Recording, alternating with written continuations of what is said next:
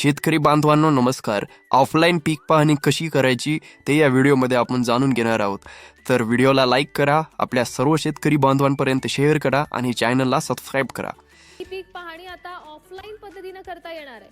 नोंदणी न केलेल्या राज्यातील लाखो शेतकऱ्यांना याला मोठा दिलासा मिळणार.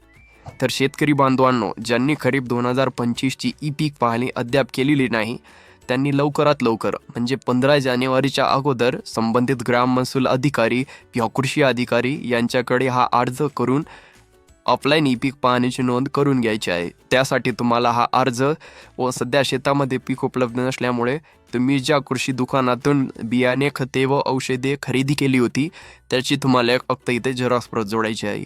हा अर्ज संबंधित अधिकाऱ्याकडे दिल्यानंतर तुम्हाला एक पोचपावती दिली जाईल. ती पोचपावती तुम्हाला जपून ठेवायची आहे.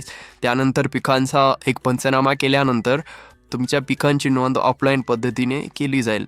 मित्रांनो, ह्या ऑफलाईन ई पीक पाहणीची तुम्हाला खूप मदत होणार आहे. जसे कापूस, सोयाबीन खरेदी विक्री तसेच विविध शासकीय योजनांचा लाभ या ऑफलाईन ई पीक पाहणीद्वारे घेण्यात येणार आहे. धन्यवाद.